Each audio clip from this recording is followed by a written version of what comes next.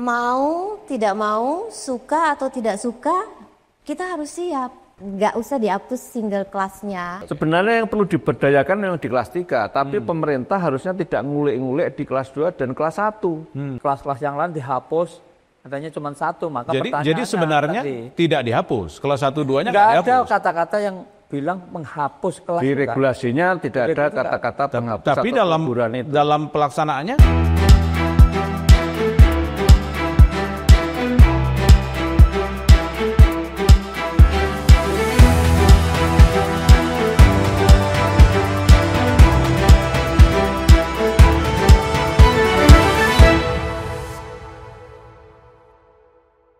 Selamat datang di podcast kita untuk edisi hari ini. Saya Maulana Esnarto kembali menyapa Anda di Ruang Bicara. Seperti yang kami sampaikan dalam sosial media kami di edisi kali ini, kita akan membahas mengenai program yang mungkin sejak tahun lalu sudah mulai didengarkan, yaitu soal KRIS atau layanan JKN kelas rawat inap standar. Mungkin lebih mudahnya bahasanya begini, orang memahami bahwa akan ada penghapusan kelas yang akan dilakukan pemerintah dengan menjamin pelayanan kesehatan yang sama. Itu yang akan kita bahas. Tapi memang masih banyak kritik sana-sini soal apakah memang model itu mampu memecahkan masalah, misalnya antrian, samanya treatment pelayanan kesehatan, juga bagaimana rumah sakit. Karena banyak juga rumah sakit, walaupun di depan DPR RI, Menkes menyatakan siap, tapi faktualnya misalnya yang ditemukan di lapangan, mungkin tidak semua rumah sakit sudah siap. Indikasinya adalah pemberlakuan JKN KRIS baru akan diberlakukan di Desember. Itu kalau jadi. Nanti kita akan bahas lebih jauh soal itu, dan saya Maulana Esnarto. Anda bisa tonton kami di platform YouTube, kemudian di Spotify, Anda juga bisa akses di Ruang Bicara untuk Anda yang suka mendengarkan podcast, dan tentu di platform radio kami juga kami akan hadirkan untuk Anda di edisi hari ini.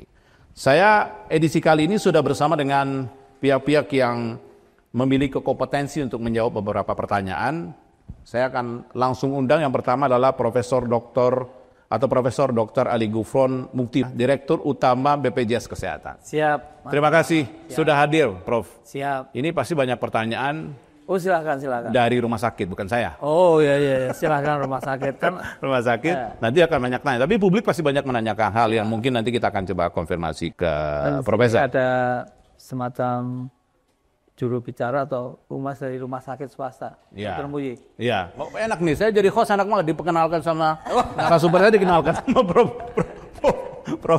Ali Gufron. Betul, Dr. Muyi Ayu Hapsari, Ketua Kompartemen Humas Pengabdian Masyarakat ARSSI, Direktur Rumah Sakit Hermina Bogor juga. Yes. Terima kasih. Terima kasih, sama-sama. Saya manggilnya apa nih? Dr. Muyi, Boleh. Dr. Ayi, Dr. Hapsari. Enak semua dipanggil masalahnya. Yang mana saya manggil ya? Dr. Ayu boleh. Ayu ya? Waduh. Itu Mantap. Muyi Ayu Hapsari, nama tengah. Nama Iya. tengah boleh. Saya juga tengah aja Pak Gufron. Tengah, Pak Gufron aja. Jadi ada satu lagi yang nggak ada nama tengah. Waduh. Beliau adalah Ketua Forum Konsumen Berdaya Indonesia FKBI, Mas Tulus Abadi. Mas Tulus, terima kasih Mas sudah bersama kami. Nama tengahnya nggak ada Mas. Ya kita bikin nanti nama tengahnya apa? Jadi mau gimana? Mau pulang tengah kayak petinju, tiba-tiba nama tengah nih misalnya. Yang penting ada nama tengah apa enggak? Yang penting tulus. Ya. Kalau nggak tulus saya nggak hadir di sini. Oh iya. Terima kasih. Baik, sebenarnya kita seharusnya kedatangan anggota Komisi 9 DPR. Waduh. Tapi beliau tiba-tiba menyatakan harus ada RDP. Iya kan? Iya. Kabarnya kaitannya dengan kesehatan. Baik, sebelum kita mulai nih, kita akan ngobrol soal KRIS JKN ini. Saya sudah punya beberapa tanggapan publik sebenarnya. Waduh. Jadi kita tanya dulu, Prof. Iya. Apakah publik mengerti dan tiba-tiba apa respon yang sebenarnya terhadap program ini sebenarnya? Kita akan dengarkan pendapat publik berikut ini. Halo, aku Aula Rizka dari IPB University dan aku Syifa dari PB University. Kalau menurut saya program pemerintah ini menurut saya bagus sih, soalnya kan meratakan standar kelas di rumah sakit ya, jadi nggak ada yang dibeda-bedain. Iya, menurut saya juga sama dengan adanya program KRIS ini, jadi bisa meratakan fasilitas buat masyarakat. Nama saya Muhammad Yanur, profesi saya pedagang basreng, bakso goreng. Kalau mau disetarain, lebih bagus kalau kata saya. Jadi nggak ada ketimpangan ya. Jadi merata. Mau kelas 1, kelas 2, karena kan udah nggak ada apa ya namanya, nggak ada perbedaan sekarang. Jadi kalau menurut saya bagus kayak gitu. Nggak ada kelas 1, kelas 2, kelas 3 karena kan. Jadi disetarain. Jadi fasilitasnya itu pasti kan sama. Mau orang kaya, mau orang miskin, mau orang siapapun kayak gitu kan jadinya. Kalau menurut saya bagus itu.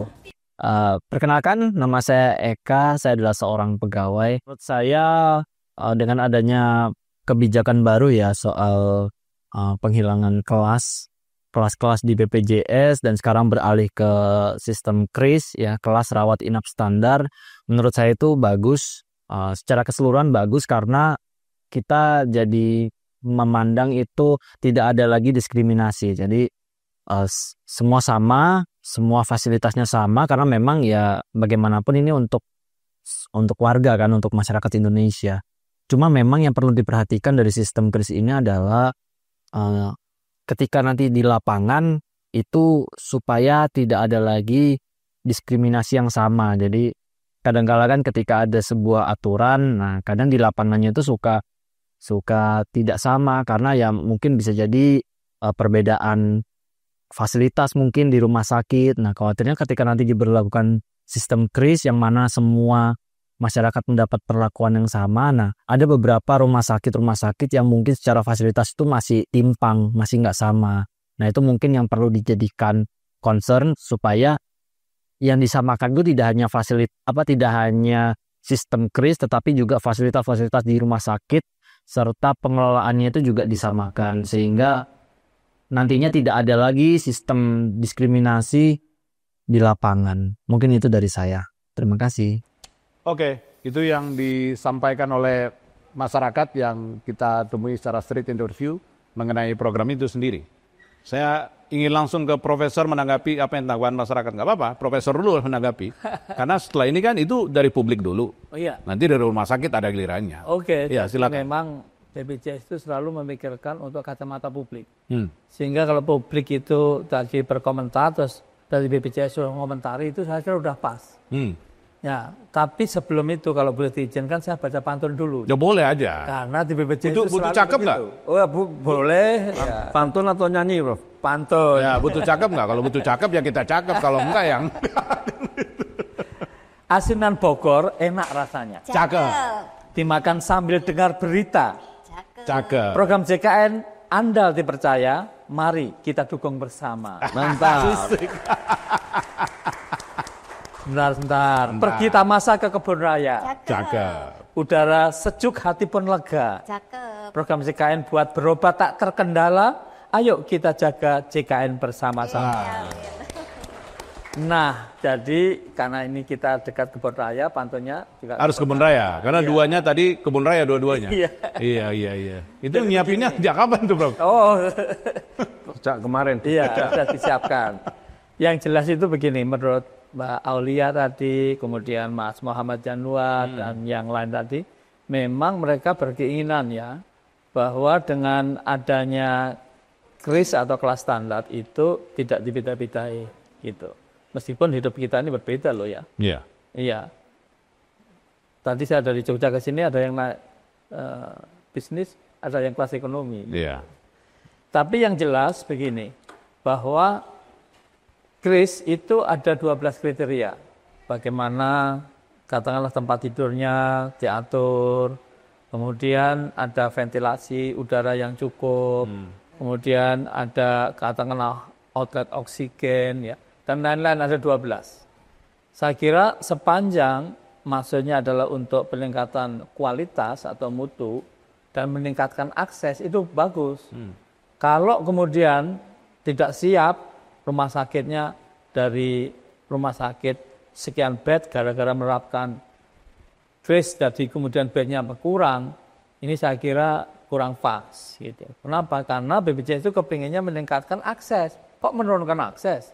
Kita kepinginnya meningkatkan mutu. Jadi mutu itu apa? Meskipun secara teoritis, perceptual framework-nya itu susah. Karena ada menurut Jonah Bedian, Edward Deming, segala macam. BPJS itu cuma 3 ukurannya. Mudah, cepat, setara. Oke. Gitu. Jadi kalau dalam rangka untuk mutu ya meningkatkan akses ya bagus. Iya. Tapi kalau sebaliknya ya tidak pas. Nah, tapi kan program ini dibikin memang untuk memenuhi itu kan. 3 hal itu. Harusnya ya kita doakan. Enggak. Kok harusnya? Kan itu kan harusnya udah firm ketika itu Nah, dibicarakan sekarang jadi rumah aturan. sakit, ya, Gimana? Rumah sakit tadi kan maunya peserta seperti itu. Ya. Rumah sakit kita tanya, lah ini dengan Anda menerapkan kris naikkan akses atau menurunkan akses? Ya. Antrinya tambah panjang atau tambah sedikit? Tambah panjang, Pak. Gitu.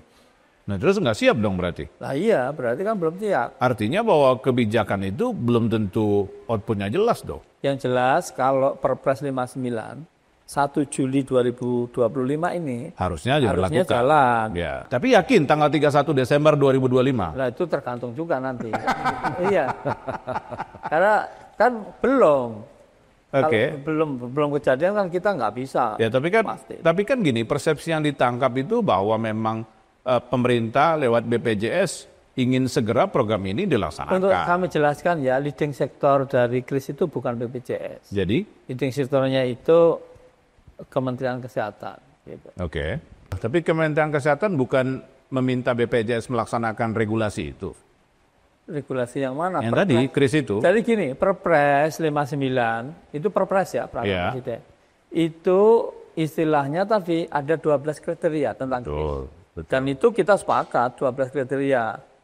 Gitu. Jadi kita dorong untuk ke sana bagi rumah sakit yang siap gitu. Itu yang melaksanakan kebijakan itu nanti siapa? Kemenkes atau BPJS? ya kalau tentang JKN ya BPJS itu eksekusinya. Tapi kalau tentang yang lain umpamanya UKM ya tentu bukan BPJS. Bukan, tapi kalau kris siapa tuh? Kris itu ya kalau kriterianya standar itu yang jelas itu leading sektornya Kementerian Kesehatan. Oke. Yang melaksanakan? Melaksanakan ya nanti BPJS bisa melaksanakan. Ya kalau memang Rumah sakit nanti kan. Rumah sakit yang Iya, melaksanakan. makanya. Kan tanya, itu kan sama dengan analoginya ketika harga BBM yang melaksanakan siapa? Pertamina kan? Iya. Tapi regulasinya yang bikin siapa? Kementerian kan? Kementerian BUMN. Tetap aja program pemerintah, perintah presiden dilaksanakan oleh Pertamina. Kayak gitu ya. Iya. Jadi yang bertanggung jawab melaksanakan adalah BPJS.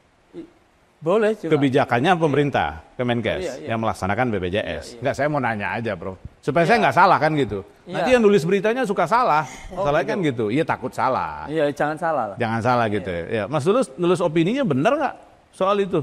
Kan dalam opinian itu saya baca. JKN kris itu anomali atau solusi sebenarnya kan gitu.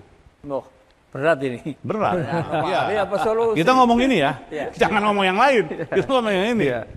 Ya memang sebenarnya filosofinya mungkin maksudnya baik kan.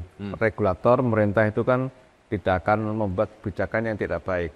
Kalau kita kulik-kulik, saya melihat baik konsepnya maupun implementasinya akan banyak anomali.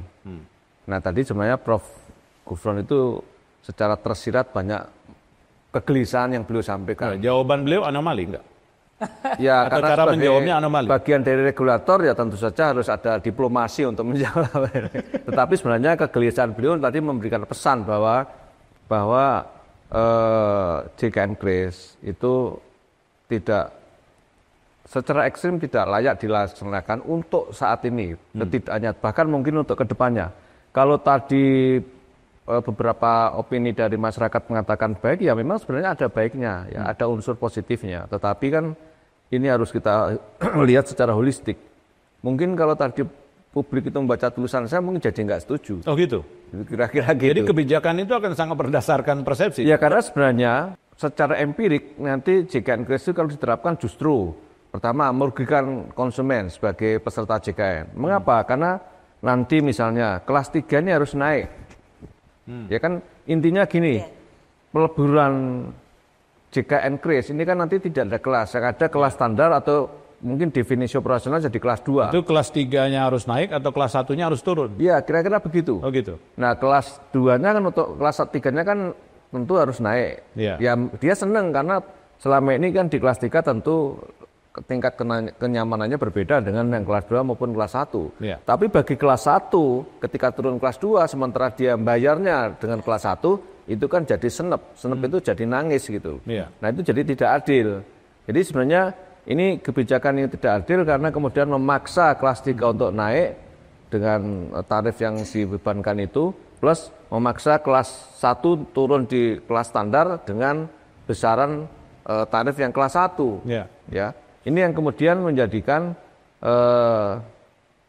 banyak kerugian dari sisi peserta. Ya, karena apa? Karena dengan formulasi ini menjadikan positioning peserta menjadi lebih lemah. Tapi kan gini, tadi Anda berangkat dari kebijakan yang dibikin pemerintah itu, Anda meyakini bahwa itu baik kan?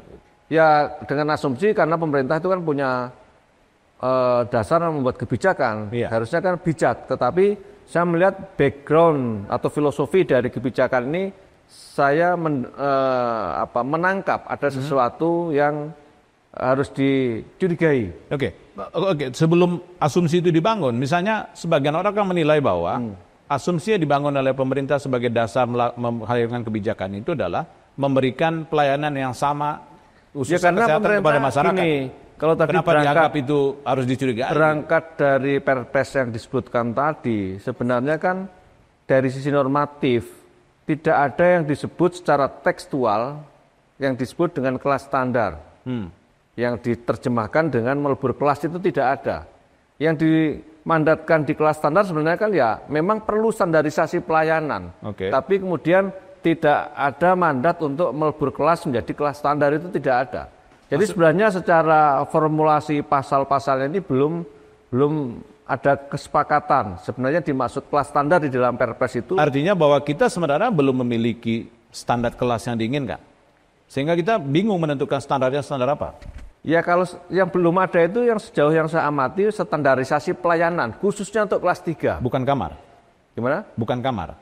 Bukan. Tapi pelayanan. Pelayanan terutama juga kamar salah satunya. Tulisan di kelas 3. Sebenarnya yang perlu diberdayakan yang di kelas 3. Tapi pemerintah harusnya tidak ngulik-ngulik di kelas 2 dan kelas 1. Ya. Yang kemudian kelas 1 ini, misalnya TNI, itu marah betul kalau nggak mungkin nanti jenderal kami satu kamar dengan kopral. Ya kan nanti operasional begitu. Karena di kelas standar kan hanya 4 pasien. Kalau kelas 1 dulu kan 1 pasien atau maksimal 2. Nah kalau standar ini 4 maksimal. Nah kalau mau kelas 1 ya silakan para dirut, para jenderal, para nanti harus sekamar dengan orang-orang yang mungkin dianggap ini. Ya memang ini ada. Supaya nggak salah saya tanya Pak Dirut, emang gitu penerjemahnya?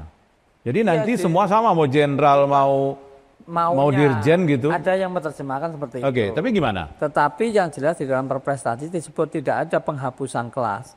Tadi yang teman-teman sampaikan dari masyarakat tadi kan nanti kelasnya 1 dihapus yang lain. Padahal di perpres itu memang nggak ada. Jadi bunyinya apa dong biar jelas dong? Disebutkan ada 12 kriteria untuk kelas standar.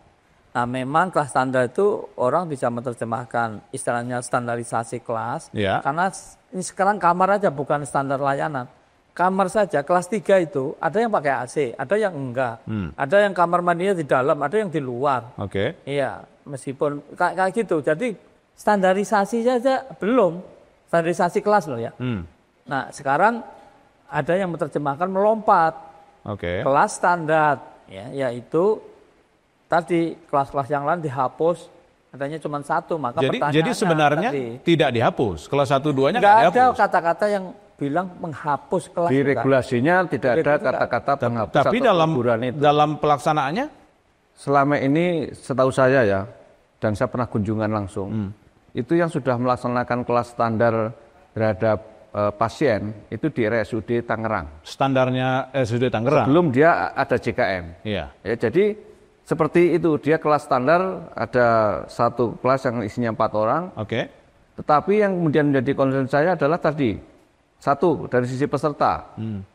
Nanti kalau peserta JKN kelas 1 mau mengambil yang kelas standar, dia nggak ada. Akhirnya dia lari menjadi peserta layanan rumah sakit swasta atau pelayanan yang di rumah sakit itu ada yang kelas pavilion atau apa gitu ya.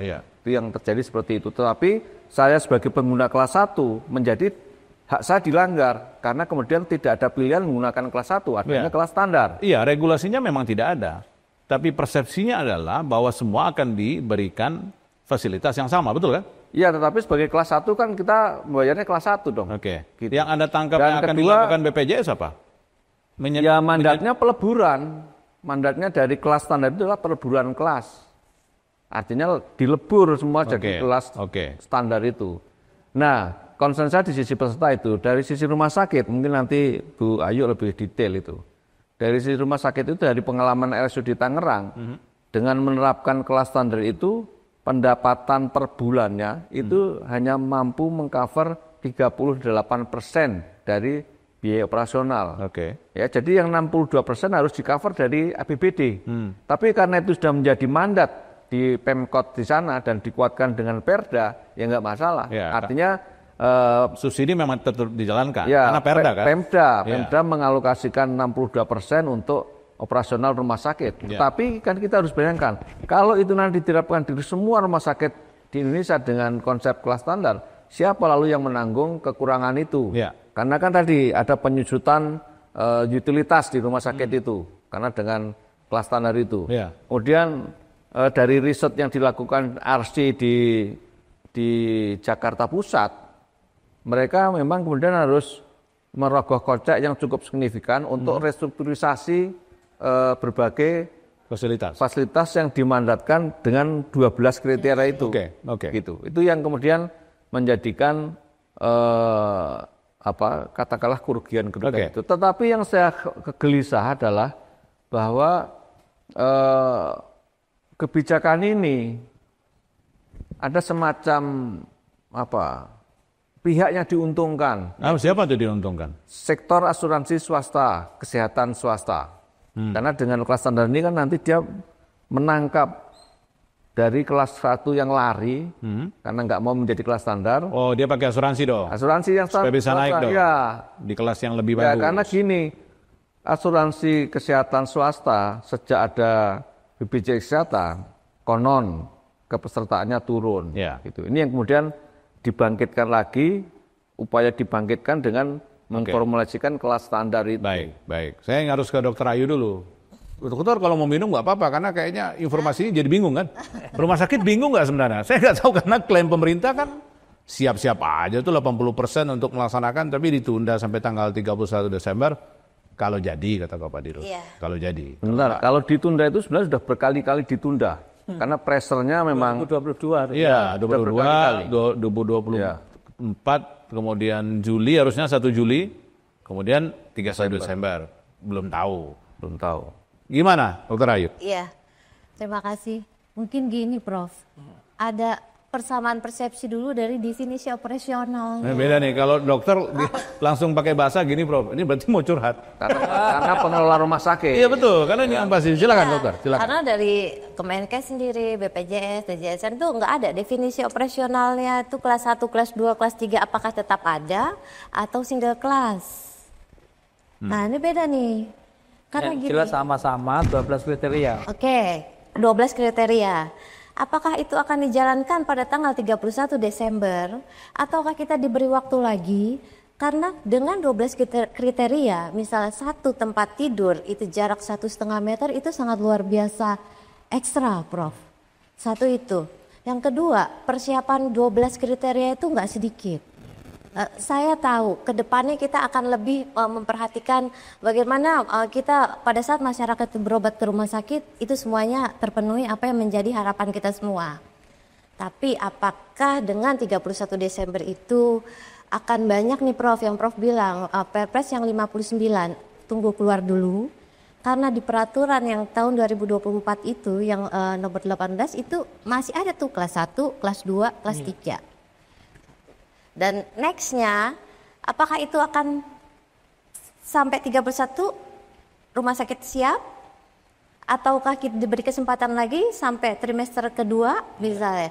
Apakah yang Prof sampaikan, oh enggak masalah. Nah itu tapi harus sama dulu. Sama peraturan dari Kemenkes sendiri. Tapi gini, Sudah ada. di lapangan kok kondisi realnya gimana? Kan klaimnya 80% siap, itu yang saya tanya. Tapi lapangan gimana? Mau, tidak mau, suka atau tidak suka, kita harus siap. Enggak, kalau harus siap itu kan berarti nggak siap. Iya, ya itu kembali lagi persepsi. Makanya samain persepsi Kan mau nggak dulu. mau harus mau itu kan artinya nggak mau sebenarnya. Kalau bisa dengan kondisi yang sekarang, apakah bisa lebih dipikirkan lagi? Sebenarnya tadi yang dibilang Pak tulis ya, emang itu dari 2022 mundur-mundur. Tapi apakah nggak lebih baik dimundurin dulu gitu dengan kondisi kelas 1, kelas 2. Ini mundurin lagi nih. Sekarang mumpuni nih, maksudnya dengan kondisi yang sekarang sih nggak ini ya, maksudnya dengan nggak usah dihapus single kelasnya. Karena tadi yang Pak Tulis bilang akan ada keadaan yang tidak kondusif di lapangannya.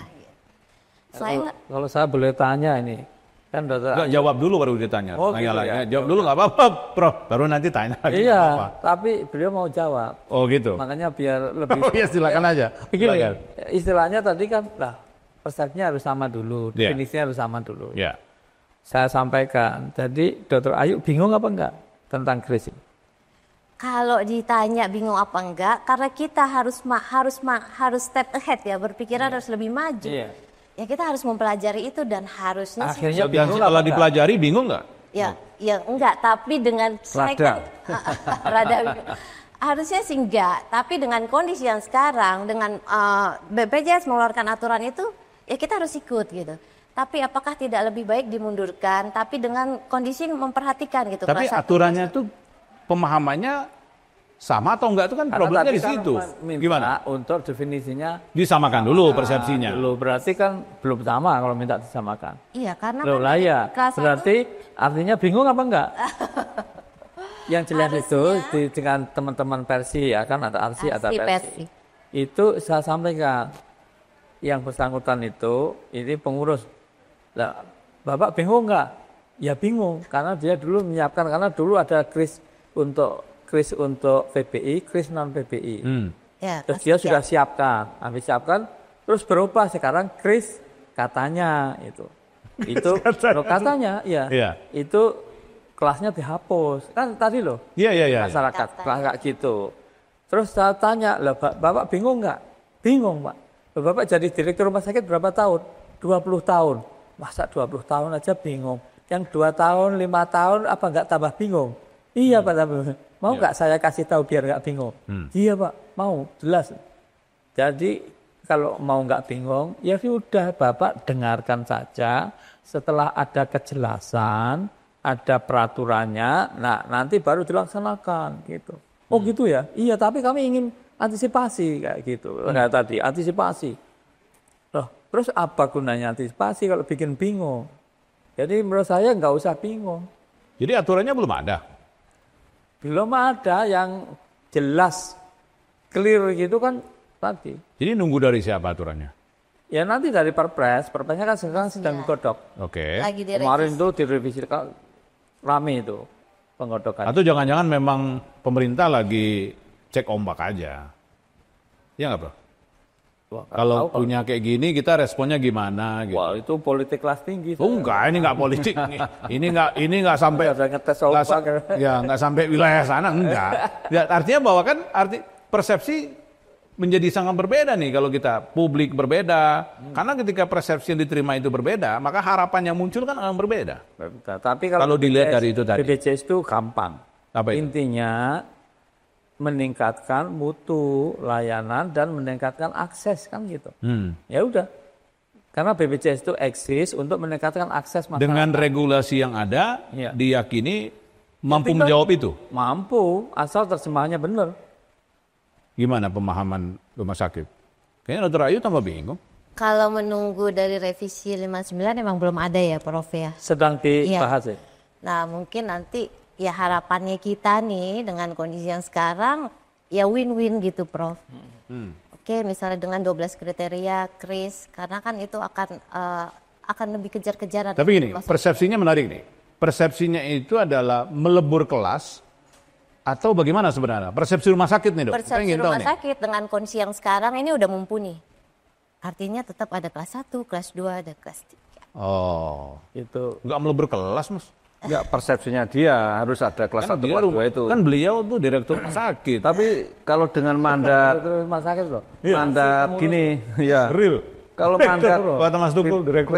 JKN Kris itu melebur. Ya, melebur kelas loh JKN Kris itu. Karena justru itulah yang menjadi perdebatan dengan formasi JKN Kris itu. Karena ada peleburan kelas BPJS Kesehatan. Nah, itu yang kemudian justru yang urgent itu meningkatkan akses, tapi dengan peleburan itu justru berpotensi mengurangi akses. Kenapa? Karena yang kelas 1 misalnya, kan jadi nggak ada akses kalau dia nggak mau. Ya. Dan kemudian bagi rumah sakit yang belum mampu memenuhi standar itu juga menjadi problem, karena kesiapan infrastruktur, sumber daya manusia, dan lain sebagainya. Jadi sebenarnya saya mempertanyakan. Atau mungkin Anda punya studi kasus di rumah sakit lain misalnya yang persepsinya berbeda dengan. Ya ini bukan soal persepsi. Bukan persepsinya kelas 1, kelas 2-nya nggak. Jadi RC Jakarta Pusat itu sudah melakukan studi misalnya ya, dengan kebijakan JKN Kris, itu akan menurunkan keterisian tempat tidur sampai 30%. Satu sisi, di sisi lain kemudian rumah sakit harus mengeluarkan sejumlah uang cukup banyak untuk revitalisasi infrastruktur pendukung di rumah sakit. Ya. Nah kalau ini semua itu di Jakarta yang notabene tentu rumah sakitnya lebih baik, ya lebih maju, uangnya banyak. Kalau di luar daerah bagaimana? Itu yang seharusnya menjadi perhitungan betul Kementerian Kesehatan ketika akan menerapkan JKN Kris ini. Tapi menurut saya sih bukan hanya soal operasionalnya, tapi paradigma menerapkan ini yang harus kita persoalkan. Pertama soal formulasi pasal-pasalnya itu, yang sebenarnya tidak ada mandat secara eksplisit untuk membuat kelas standar yang kemudian didefinisikan dengan peleburan kelas. Kemudian juga dari sisi tujuannya sebenarnya akan apa ini bagi BPJS Kesehatan atau bagi JKN?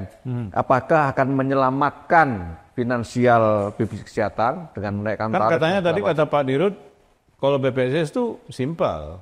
Itu soal pelayanan, mutu akses. Itu soal pelayanan, tapi soal finansialnya kan kita harus perhitungkan. Nah, apakah dengan mekanisme peleburan kelas ini akan mampu menyelamatkan atau membuat finansial BPJS Kesehatan lebih bagus atau tidak? Nah ini apakah yang menarik ini, kalau seakan-akan kita men-treat BPJS seperti BUMN dong.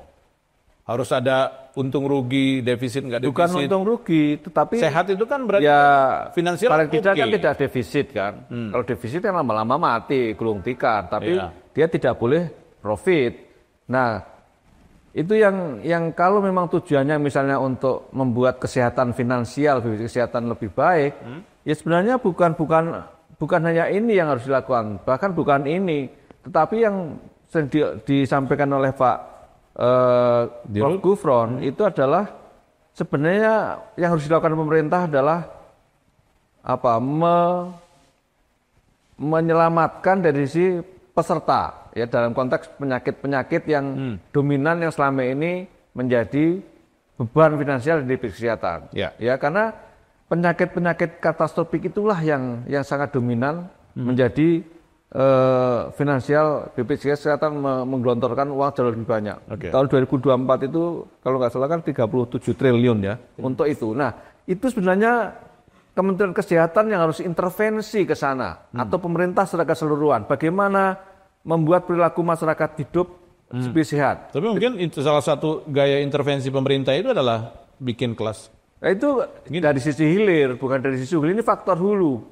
Bagaimana gaya hidup masyarakat yang hobi minuman manis, hobi merokok, tidak ada pengendalian dan segala macam. Itulah sebenarnya yang harus dilakukan. Itu yang lebih mendesak Kementerian Kesehatan mengubah gaya hidup masyarakat dengan intervensi kebijakan yang bisa dilakukan. Jadi kalau Kementerian Kesehatan lebih banyak ngurusin JKN Kris, sebenarnya dia nggak menyelesaikan masalah? Ya enggak, itu hanya sisi hilir yang sangat kecil. Persoalannya di sisi hulu. Ya. Jadi kalau masalah kecil kenapa jadi gede? Nah, karena mungkin ada cuan atau apa nggak tahu kita. Dokter Ayu mau komentar nggak? Enggak dokter ya? Enggak tapi ya. Iya, karena kan akan sangat beda persepsinya hari ini yang kita lihat bahwa masing-masing membawa persepsi yang berbeda. Karena agak berbahaya juga ketika kita punya persepsi berbeda. Itulah yang selalu beda dong, kan gitu. Dalam berbagai paparan kan juga Prof. Gufron selalu mengatakan, tolong dibantu untuk masalah promotif, preventif bagi peserta JKN. Karena itulah bibit penyakit yang akan menjadi beban finansial bagi kesehatan. Jadi skema pembayaran kesehatan kayak apapun, kalau hulunya tidak diselesaikan itu akan lama-lama akan ambruk semua. Oke, baik. Ya. Jadi kita lanjutkan, karena setelah ini kita akan kembali di sesi selanjutnya. Nanti kita akan dengarkan apa kata DPR RI, khususnya Komisi 9 soal program JKN. Jangan-jangan Komisi 9-nya juga bingung. Iya kan, sama juga. Komisi 9 bingung, gimana kita berharap. Kita break dulu, setelah ini kita akan kembali.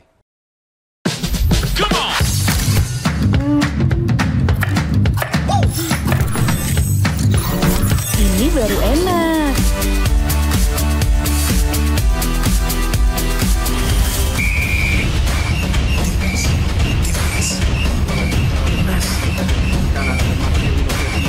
Bentar Mi. Ini ada makanan dari Yordania. Ngapain sih Pi, ganggu aja. Lepas ke tengah. Masuk. Luar biasa selesai dari Witan Sulaiman. Mami, Papi, aku baru aja diinterview di Pro 2 FM. Jadi F&B sekarang tuh macam-macam. Kalau sekarang kan fokusnya ke banyak. Ini baru enak. Yes, aku di Pro 2. Papi, Mau baca berita dulu. Aku di Pro 2. jangan rebutan.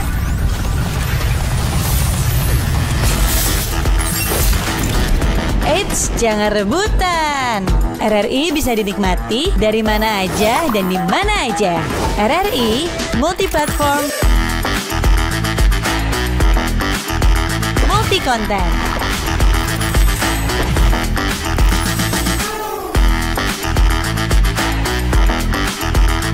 RRI punya kita.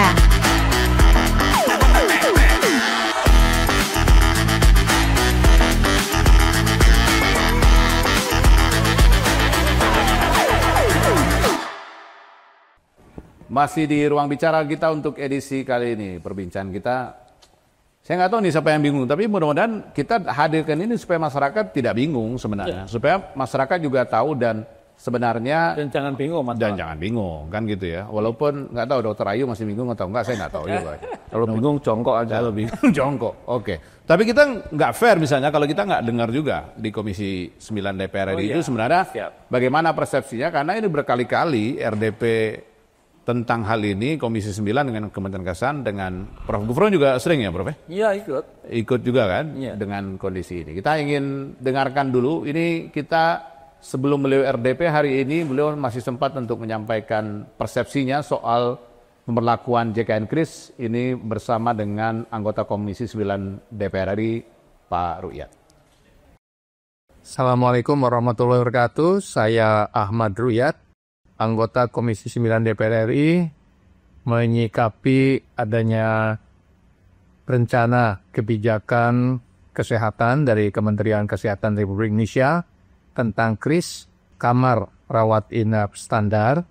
Saya berpendapat di satu sisi bahwa pemerintah punya itikat baik untuk meningkatkan pelayanan kepada masyarakat terkait dengan pasien yang akan tentu rawat inap di rumah sakit, tetapi di sisi yang lain, pemerintah pusat juga melalui Kementerian Kesehatan Republik Indonesia harus melihat betul kesiapan di daerah.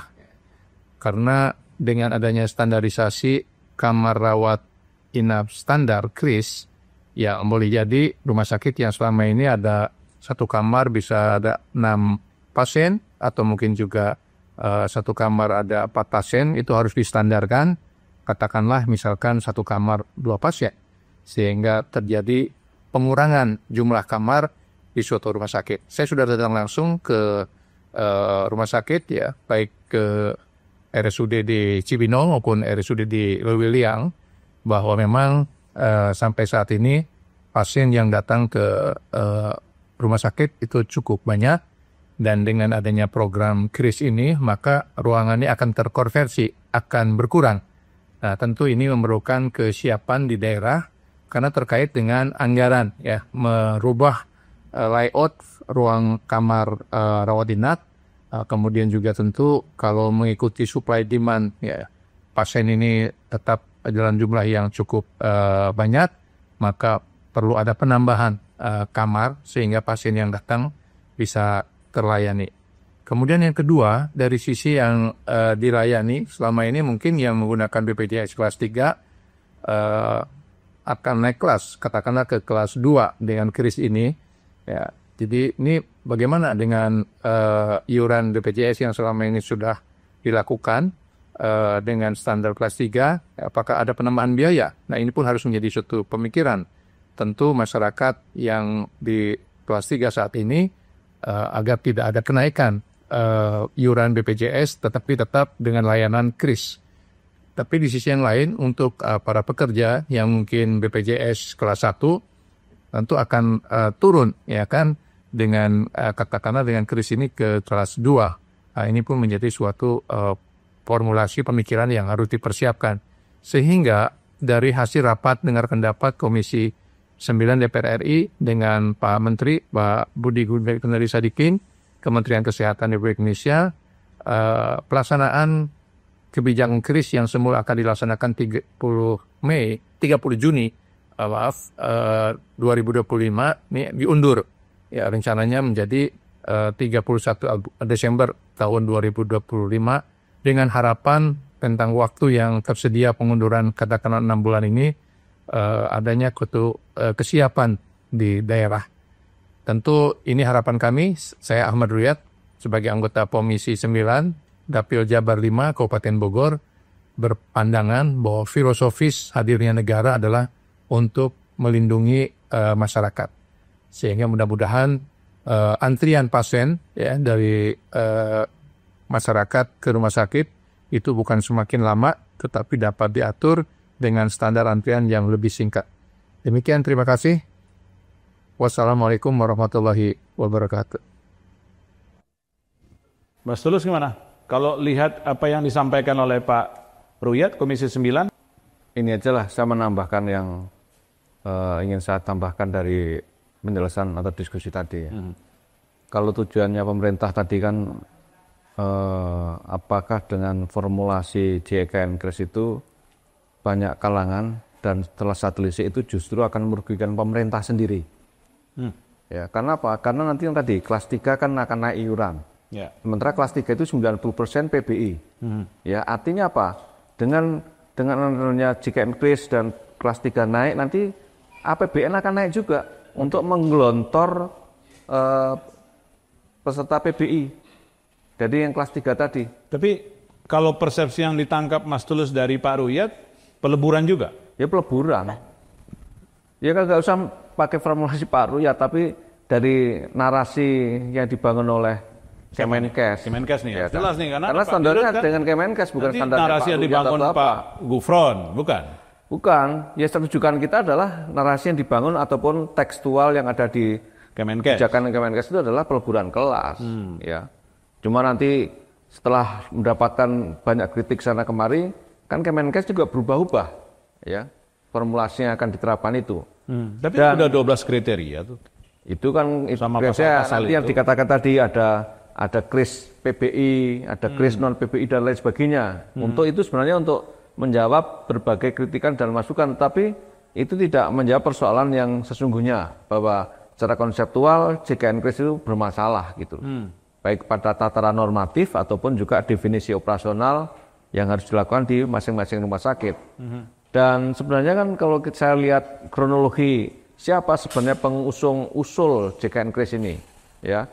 Awal mulanya ini adalah rekomendasi dari DJSN kepada Kemenkes bahwa ini harus bla bla bla bla. Kemudian diakomodir, dicoba dikulik-kulik dan dibuatlah kebijakan itu.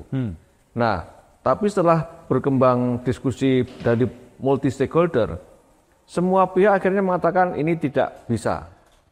Ya, mulai dari DJSN sendiri sebagai pengusul, sekarang sudah balik arah. Ya, kemudian Kemenku malah ditinggalkan. Ya, tinggalkan. Kemenku juga. Kemenku juga nggak setuju. Bappenas juga nggak setuju. Ya. Nah saat ini termasuk BPJS juga nggak setuju. Oh gitu? Iya, sebenarnya. Waktu itu udah zaman Pak Gufron? Ya, sudah dong. Oh, udah. Sudah. Oke. Kan ini muncul ketika zaman Pak Gufron. Pak Gufron aman berarti. Nah kemudian yang tinggal satu-satunya yang terus mengusung ini adalah Kemenkes. Kenapa? Pertanyaannya itu kenapa kok? Oh sama-sama nanya kita? Iya, kalau saya jawab, ya, tadi seperti yang disebutkan di awal, nampaknya mungkin ya apakah ya ada semacam terekspos dari Kemenkes itu dari sektor asuransi kesehatan swasta. Tapi kan kalau memang semua pihak hampir tidak setuju, termasuk yang mengusulkan juga tidak setuju, kenapa harus kekeh kan gitu? Ya harusnya balik arah secara gentle saja, nggak usah ngalor ngidul. Harus transparan, akuntabel lah, nggak usah neko-neko. Analisis Anda berarti ada yang lebih kuat dari itu dong, sehingga kita harus bersikeras menyampaikan. Lancar tuh RDP. Bisa jadi, logikanya. Kalau yang disampaikan oleh Pak Ruyat dalam VT-nya, itu Anda lihat sebagai bahwa memang bersikerasnya Kemenkes? Saya melihat ini kebijakan yang pada akhirnya tidak netral dan tidak independen. Karena ingat, kebijakan publik yang dibuat, kadang itu ada inside story kenapa kebijakan itu digulirkan. Iya, iya. Gitu. Inside story dan untold story. Iya, itu yang berat. Ada yang nggak bisa diceritakan kan gitu kan. Nah itulah saya kira agar ini tidak mengorbankan banyak pihak, baik itu peserta JKN, ya masyarakat, dan kemudian stakeholder rumah sakit, dan JKN sendiri, menurut saya Kemenkes harus legowo untuk menarik ulur, menarik ide tersebut, dan tetapi memang yang urgent dari sisi pelayanan adalah adanya standarisasi pelayanan. Iya, kalau standarisasi pelayanan, kelas 3. Standarisasi pelayanan mungkin banyak orang akan sepakat. Iya. Kan gitu ya. Dan itu kalau saya baca data dari Itu ada lagunya itu. data BPJS Kesehatan. Ada lagunya, Bro? Ya. Ada. Nanti putar lagunya kalau ada. Ya, kalau saya baca data BPJS Kesehatan terkait dengan pengaduan peserta JKN, pengaduan masalah fasilitas di rumah sakit itu tidak masuk top 10. Ya.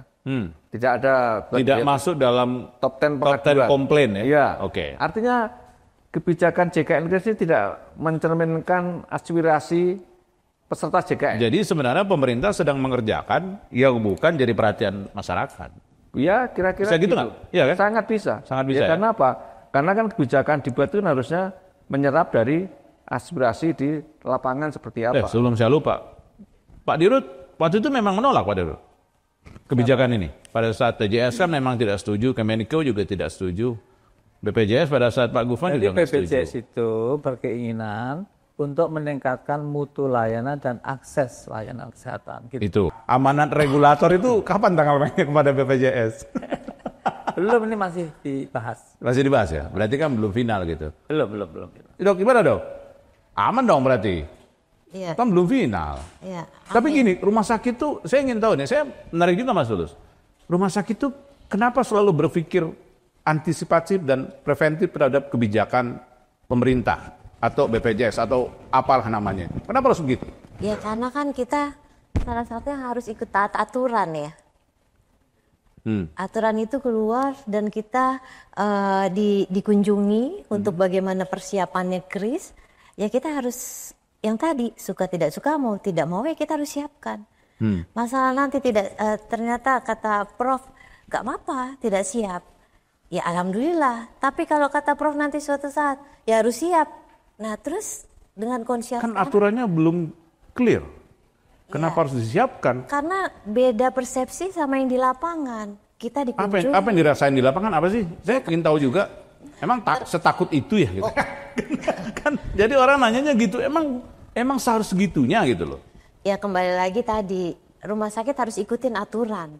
Aturannya belum ada. Nah atu-ran yang belum ada dan Perpres terus ngikutin apa dong? Yang 59 tapi kan sebelumnya kita sudah ada dan sebelumnya sudah tersosialisasi. Ini harus dijalankan, ini harus dikerjakan dan pada saat kenyataannya pada sampai dengan saat ini kita sudah disurvei bagaimana kesiapan kris dengan Dinas Kesehatan bersama BPJS tentunya. Bagaimana kesiapan kris dengan 12 kriteria. 12 kriteria tersebut. Dan tadi soal persepsi peleburan kelas juga sama? Iya, sama. Gitu. Ya harapannya kalau emang Prof bilang ya itu belum selesai, ya insya Allah maunya sih ya mundur dengan kondisi. Ini udah mundur nih tanggal 31. Ya 31. Ya pasti nggak akan cukup, kalau ditanya cukup nggak cukup pasti tidak akan cukup, satu. Kedua, belum ada tuh penyesuaian dari tarif. Oke. Satu itu Prof, dan yang lain dari yang sebelumnya penyesuaian tarif itu baru 2 tahun terakhir Prof. Mungkin itu yang menjadi harapan ya. Waktu kami masuk di BPJS ya, kami ucapkan terima kasih pada direksi yang dulu telah berusaha keras, tapi aset netonya masih defisit. Kami masuk tahun yang sama tiba-tiba jadi positif. Kok bisa? Loh ya itu. Jago dong. BEM salah BEM. Setelah positif, kami dipanggil presiden Pak. Ditanya apa yang ada kerjain kok jadi positif. Iya. Tapi tentu nggak saya nanti saya terlalu banyak waktu. Tapi intinya setelah kami itu positif, kami itu mikirin rumah sakit Pak. Masuk BPJS mikirin rumah sakit. Cash flow-nya jangan terganggu. Kenapa? Karena kami dikelui dulu sama direktur RCSM. Dan macam itu, intinya sekarang kami kasih uang muka. Jadi belum diverifikasi bisa kasih uang. Gitu. Jadi, iya sampai 60% tergantung dari kepatuhan, dari kinerja rumah sakit kan. Gitu ya? Iya. Dok? Iya. Loh, senyumnya belum gak enak. Loh. Tapi kita yang jelas itu kita kasih uang. Ya enggak, kita kasih uang Bu. Tapi kebanyakan sih pakai, ada yang nggak pakai, ada yang nggak mau. Oh, masa dikasih uang nggak mau? Iya, ada. Untuk operasional? Iya. Loh, kenapa? Karena terutama itu dikasih kan, bukan pinjaman kan? Enggak. Kalau nggak dipakai balik. Sesuai. Ya, karena begini, kadang-kadang itu dia punyanya katakanlah Pemda ya. Saya dikasih uang ini sama nanti ya sama aja nggak bisa pakai gitu. Ada aturannya pakai, ada ini jadi nggak begitu bermakna gitu loh. Gitu. Tapi kalau rumah sakit swasta sangat bermakna lah. Uang dalam hitungan hari, hitungan minggu, hitungan bulan itu sangat bermakna. Dokter Ayunya masih senyum-senyum aja. Saya agak penasaran. Bermakna enggak? Gimana? Bermakna enggak uang dalam hitungan bulan dan hitungan minggu dikasih? Karena kalau enggak bermakna dan enggak ada maknanya ya kita cabut aja. Ya pasti ada hal positif ya. Nggak ada yang gitu ya, nggak hal negatif itu nggak ada. Nggak ada. Itu positif ya? Ya positif. Terus? Cuman kan. Yang ini tadi soal Kris positif nggak tuh? Ya harus ada yang diperbaiki dulu. Dari satu sisi nggak apa-apa, kita akan ikuti. Tapi maksudnya dari sisi penyesuaian tarif, mungkin itu. Itu belum ada memang. Apa ya? Penyesuaian tarif itu belum ada. Ada tahun 2023, yaitu ada dengan keputusan Menteri bersama Menteri kita naikkan. Ya. Tapi masih kurang. Tapi kita naikkan. Cuma diketahui aja ada satu rumah sakit ya di Jogja mungkin lebih. Itu nggak bikin tarif dia. Daripada susah-susah bikin konsultan. Tarifnya itu ya tarif BPJS ya, inasi bijis itu. Jadi udah ya cukup. Ada rumah sakit yang teriak, oh nggak cukup gitu. Ya, tapi ada rumah sakit yang saya nggak bikin tarif ya.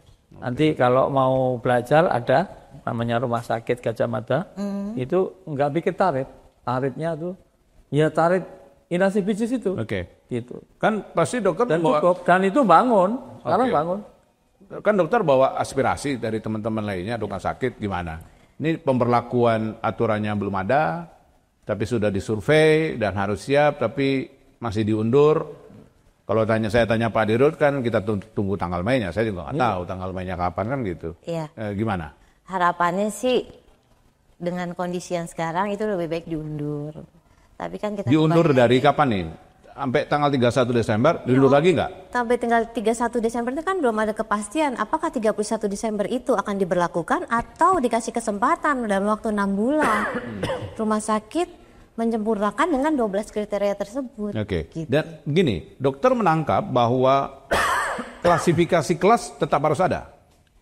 Kalau kondisi yang sekarang, klasifikasi kelas harusnya tetap ada. Tapi kalaupun tidak ada mau dilebur, mungkin akan ada yang kami harapannya kita dari perwakilan rumah sakit adalah penyesuaian tarif. Karena kalau dari sekarang kelas 1, kelas 2, kelas 3 itu ada. Tapi kalau single kalau tarif sekarang ada pasti. Iya, dengan single tarif itu belum ada sekarang. Belum ada. Iya, dengan penyesuaian tarif tanpa kelas ya gitu. Single kelas sekarang ini single tarifnya itu belum ada. Oke. Mungkin yang Prof bilang, kita tunggu dari Perpres yang 59 ya Prof ya. Iya. Ya udah berarti Sedang kita diperbaiki. tunggu. Ya, Sedang diperbaiki dan itu diyakini akan baru bisa melaksanakan. Ya harusnya kita pakai itu gitu, dasarnya dari situ. Gimana Mas? Ya, saya sepakat. Bahkan kalau saya bukan hanya ditunda tapi dibatalkan saja konsep itu. Oh berarti nggak sepakat dong. Ya, Kalau batal ya nggak sepakat. ya sepakat dalam arti sepakat yang disampaikan beliau. Kalau beliau menimbulkan ditunda, jangan ditunda, batalkan. Ya nggak sepakat kan? Ya. Kan ini kan makanya ditunda. Nggak sepakat dengan kebijakan. Dibatalkan tuh nggak sepakat. Nggak sepakat dengan kebijakan pemerintah yang terkait dengan kris itu. Kita yang mana nih? Yang Kemenkes. Oh, Kemenkes. Ya, soal kris itu hanya menunda. Nah, itu nggak sepakatnya di situ. Batalin aja? Batalin. Tetapi memang perlu kemudian standarisasi pelayanan kepada peserta JKN khususnya untuk kelas 3. Karena kelas 3 itu ada... Jadi yang harusnya kita kotak-katik itu kelas 3? Kelas 3, karena kelas 3 itu... 1-2 nggak usah? Gimana tuh? 1-2 saya nggak tahu, tapi yang urgent kan kelas 3. Karena dia kelas 3 ada yang isinya 30, ada yang berapa gitu. Nah itu harus di... 30. Juga ada ya? Itu, kalau 30 itu pasiennya Pak KDN. Itu dibawa ke barak. Pak Dedi ke barak itu. Ya, makanya itu yang di kelas 3 juga harus diatur standarnya seperti apa. Jangan hanya kelas 1 4, tapi kelas 3 berapa, ya kan? Kelas 2 berapa, tapi jangan perburuan kelas. Kalau belum kelas itu nggak bisa. Tapi kan sampai sekarang Perpresnya belum, aturannya belum ada. Ya makanya ini kan sebagai suara publik kita minta untuk batalkan aja. Batalkan. Kedua, kalau memang ingin menyehatkan finansial JKN atau kesehatan, tolong beresi dari sisi hulu terkait dengan gaya hidup sehat masyarakat, dan itu Kemenkes punya tapi kemampuan. Tapi kata Pak Dirut, sehat BPJS sekarang. Nggak defisit, makanya dipanggil Pak Presiden waktu itu. Itu kan tahun-tahun kemarin, sekarang baru presentasi kemarin di sana sudah mulai defisit lagi. Bukan defisit, tapi prosentasenya sudah berkurang. Ya. Kalau untuk dikatakan sehat itu minimal 3,5 bulan ya. Minimal 1,5 sampai 6 bulan. Klaim maksimal, tapi nggak boleh lebih dari 6. Kalau lebih dari 6 berarti menumpuk uang kebanyakan gitu. Nah ini yang sekarang sudah dari nggak tahu kemarin sudah 1,5 atau berapa ya, artinya sudah mulai berkurang. Sekarang 3. Ya, 3 bulan. Nah itu kalau dibiarkan lama-lama habis. Ya. Dibiarkan itu bukan pertama pola penyakit yang menghabiskan uang itu harus dibenahi. Ya. Yang jadi mohon maaf, kami sudah bikin 8 senario. Ya, ini tidak ada kaitan dengan 08 ya, tapi yang jelas itu kami bikin. Saya juga nggak mikir ke sana. Ya, oke, tapi Prof, kami sudah. Tapi Prof pintar juga mikirnya. Kita sudah bikin. Berarti ada keterkaitannya. Kita bikin 8 senario. Seandainya ini seperti ini begini, ini. Tapi tadi betul sekali. Suatu ketika nanti kalau tidak diapa-apain ya bisa defisit atau bisa mati. Jangankan itu, kita yang hidup aja ini saya nggak enak kalau nunjuk orang kan, kita aja ya semua ini. Nanti kalau dibiarin juga kan dibiarin, ditunggu aja berapa puluh tahun udah meninggal nanti. Sama. Itu juga sama. Dibiarin malah mati kan gitu. Malah mati. Tapi gini, artinya gini, kalau memang diminta itu masih bisa dibatalkan. Perpres itu masih bisa dibatalkan. Bukan Perpresnya yang dibatalkan. Jadi tapi kebijakan yang JKN Kris itu khusus untuk itu aja. Iya. Yang lain karena Perpres 59 itu kan banyak mengatur ya, mengatur isu JKN. Isu yang lain. Contoh itu hanya bagian kecil. Tapi itu yang jadi itu yang menonjol. Karena eksposurnya lebih besar. Ya karena akan membawa perubahan dampak yang besar. Gitu. Sehingga mungkin menjadi lebih seksi untuk dipersoalkan, tapi yang harus kita persoalkan adalah yang formulasi JKN Kris-nya itu. JKN Kris-nya harus dibatalin. Menurut Anda itu harus dibatalkan? Harus dibatalkan. Nggak usah ditunda, batalin aja. Batalin. Nunda masalah jadi bom waktu nanti malahan. Ini kan berarti Anda lihat mulai dari Juli sampai menjelang pemberlakuan itu akan banyak sekali problemnya. Suara-suara akan lebih banyak tuh. Iya, kalau soal suara itu kan jangan diukur banyak sedikitnya, tetapi harus dilihat dari apakah memang logika kebijakan itu logika yang... Tapi masalahnya kan kalau di DPR kan akan lihat suara banyak atau nggak banyak. Ya itu DPR-nya juga harus dibetulkan juga. Oh ya, Mas, harus dibatalkan. Nggak mungkin ya bro, ya. Kalau DPR harus dibatalkan nggak mungkin juga ya bro. Jadi dibatalin terus rekomendasinya apa lagi Mas? Ya pertama itu dibatalkan, kemudian ada standarisasi pelayanan. Oke. Ya, karena sebenarnya yang urgent dibutuhkan adalah standarisasi pelayanan. Itu yang memang kalau secara empirik saya lihat belum ada. Sebagian mungkin ada, tapi secara keseluruhan belum ada. Oke. Dan kemudian dari sisi hulu itu yang selalu saya tandaskan bagaimana menyehatkan masyarakat, yang itu ranahnya Kementerian Kesehatan. Artinya nanti bagaimana mapping penyakit-penyakit yang dibiayai rumah sakit yang oleh berbiaya tinggi itu bisa berkurang prevalensinya. Oke, dari hulunya dong. Ya prevalensinya juga kan saat ini paradoksnya itu kan penyakit tidak menular seperti kanker, stroke, jantung koroner, diabetes itu prevalensinya tinggi sekali, malah naik. Ini ada yang salah dengan kebijakan kesehatan kita. Nah, itulah sebenarnya yang sangat urgent bagi Kementerian Kesehatan untuk membereskan dari sisi hulu itu. Bukan hanya Kemenkes sebenarnya, tapi juga kementerian lain, bahkan harus di ranah presiden. Kalau memang ingin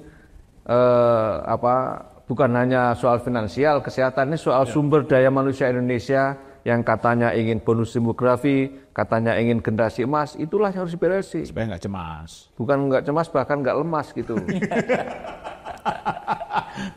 dari Arsi gimana? Dokter, boleh dong, kasih harapan tuh boleh, nggak masalah. Boleh. Publik juga berharap. Makanya kami mengundang Pak Dirut juga, karena kami harapan supaya kami clear betul mengenai bagaimana pemberlakuan. Rupanya kan masih harus ada pemahaman sana-sini. Dan Pak Dirut tuh bilang bahwa masih menunggu regulasi yang jelas soal pemberlakuan itu. Mau dibatalin juga? Iya, kalau itu sih harusnya iya ya. Nah, udah ikut saya beliau. Nggak apa-apa, Dok. Inspirasi boleh ya, Prof. Oh, harus. Betul. Ini kan berada di ruang orang hidup kan? Orang hidup kan? Iya dong. Ya, ini kan berada di ruang publik, jadi nggak masalah.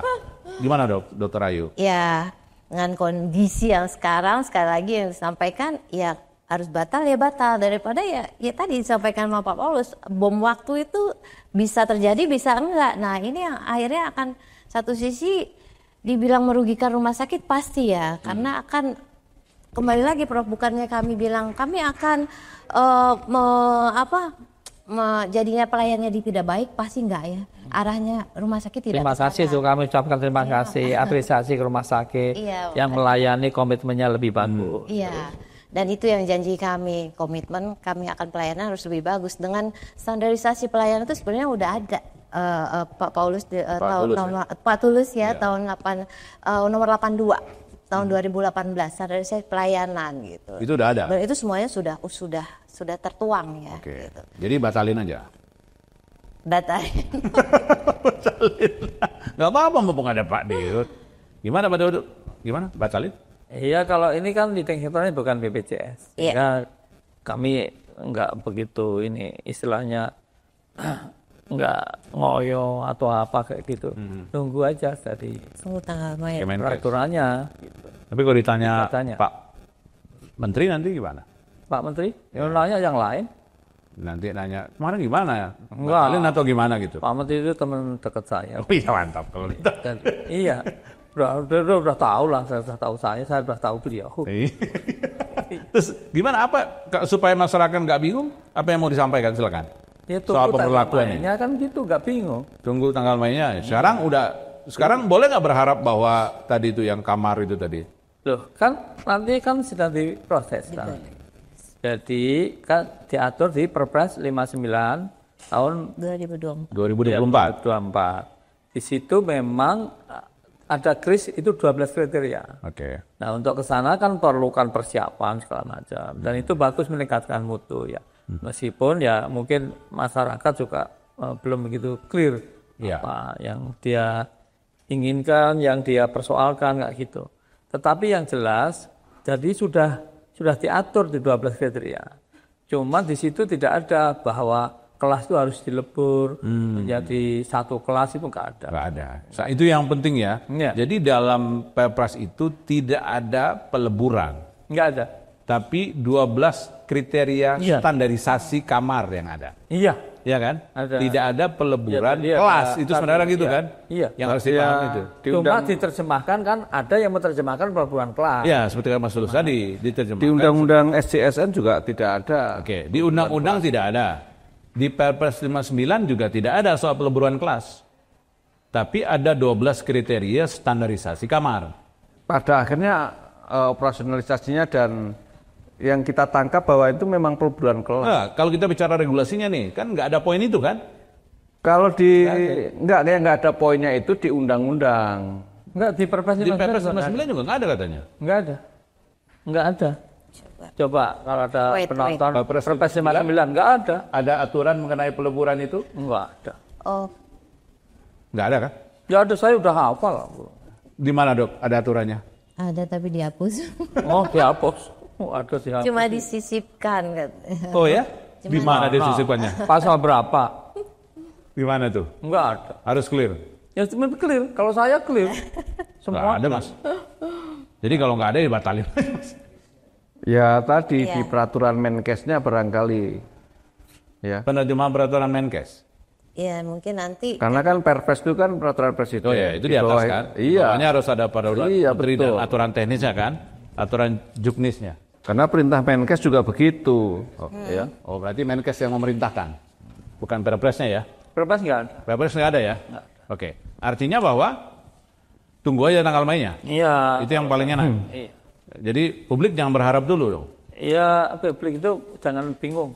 Dan bingung. Iya. Karena kita yang penting jaga kesehatan tadi. Oh, ya, itu pasti. Itu ada lagunya jangan sampai menyesal. Jadi dia tuh harus mengurangi gula, mengurangi garam. Oh, itu penting. Iya, mengurangi lemak, mengurangi nasi. Ini tuh makan nasi kebanyakan. Jadi saya mau tanya, Mas Tulus tetap dibatalkan atau enggak?